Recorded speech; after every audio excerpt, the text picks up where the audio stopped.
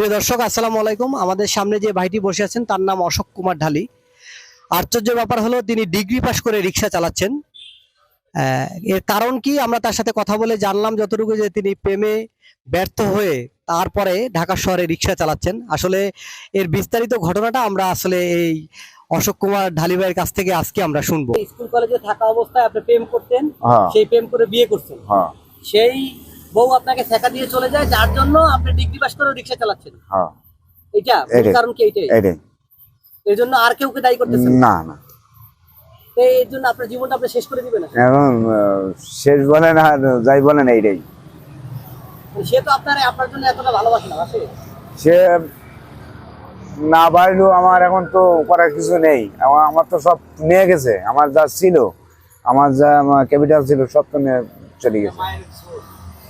মানে আপনার সব টাকা পয়সা সবকিছু নিয়ে গেছে? সবকিছু নিয়ে গেছে। আপনি এরকম লোককে বিয়ে করলেন, আপনি আগে এই সম্পর্কে জানতেন না? আগে জানতাম না। মেন হইলো মেয়ের মা খারাপ ছিল। যে বাড়ি মেয়ের মা খারাপ হবে সে সংগ্রহ করতে পারবে না। আমার 3 ভরি সোনা ছিল, নিয়ে গেছে। টাকা ছিল প্রায় 1.5 লক্ষ টাকার মতন বাক্সের মধ্যে, সেটাও নিয়ে চলে গেছে। আমার পুরো নিষ্পরিত হয়ে গেছে। কত বছর প্রেম করছিলেন? তা ক্লাস 8 থেকে আমরা একসাথে পরীক্ষা দিয়েছি। ক্লাস 8 থেকে ডিগ্রি পর্যন্ত প্রেম করছেন? তারপর তারা চিনতে পারেন নাই? না। সংসার ছিল কত দিনে? সংসার 2 বছরে করি, 3 বছর করছে সংসার। ছেলেও আবার পরেই চলে গেছে।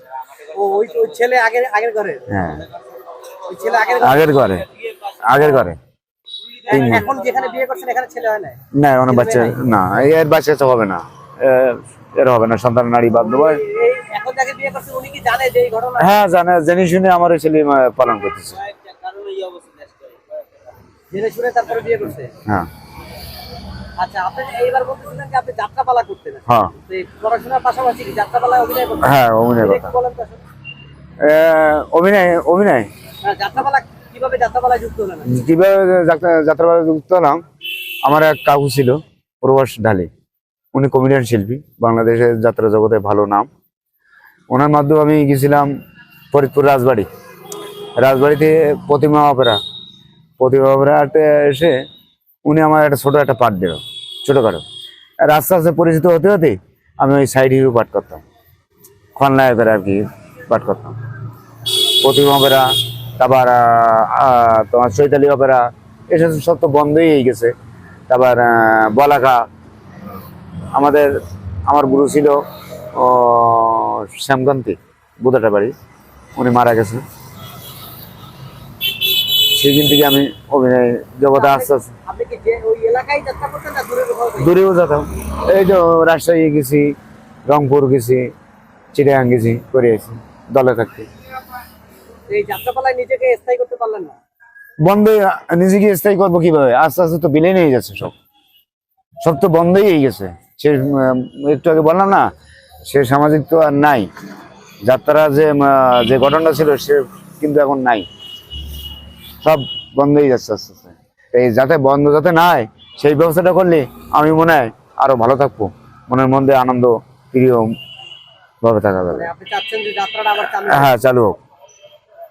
অল বাংলাদেশ। না, রিক্সা চালিয়ে তো জীবন চলবে না। আমার ইচ্ছা আছে যে একটা ব্যবসা বাণিজ্য করবো, তাই ব্যবসা জানা আছে আমার। ব্যাগের ব্যবসাও জানা আছে, যদি ওই শোরুমে চাকরি করতাম। জুতার ব্যবসাও জানা আছে, সেই ভাগে অভিনয় করবো। এই একদিকে তো করলে তো সংসার চলবে না, সব সাইড ধরতে হবে। না না, জমাইছি কিছু, দেখা যাচ্ছে যা জমাই বাড়িতে পাঠায়, ওরা রেখে দেয়, সেটাকে খুব কম খরচ করে। এখন জিনিসপত্রের দাম।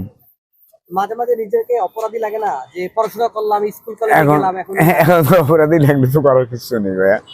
অপরাধী লাগলে তো করার কিছু নেই। পরিস্থিতির শিকারে আমি রিক্সা ধরেছি, যে সত্যি কথা। মানে এখন আপনার পরিবার এই রিক্সা চালাই গিয়ে আপনি চাকরি করতেন, তাতে চলতো না? রিক্সা চালাই কি চলে পরিবার? না না, আমার রিক্সা চালাই তো চলবে না। আমার বাবা আছে সার্ভের কাজ করে। না, সংসারটা উনি চালায়, এখনো তো ইয়ং উনি। উনি সার্ভের কাজ করে দৈনিক যেখানে যাবে মাত্র 4,000 3,000 5,000 সাথে একটা লোক যায়। আচ্ছা আচ্ছা তাহলে কি আপনি একটা ব্যবসা বাণিজ্য করতে পারেন না? এই টাকাটা জমাই তো এই পর্যন্ত আমি 60,000 টাকা জমাইছি। আমার ইচ্ছা আছে 2 থেকে 3 লক্ষ টাকা জমাইয়ে আমি একটা ব্যবসা বাণিজ্য করবো। হ্যাঁ হ্যাঁ অবশ্যই। ওই 20-25,000 টাকা নিয়ে তো কোনো লাভ হবে না। একটা গ্রামাঞ্চলে দোকান দিতে গেলে একটা বাকি থাকে, একটা নগদ থাকে, 3টি ক্যাশ রাখতে হয়।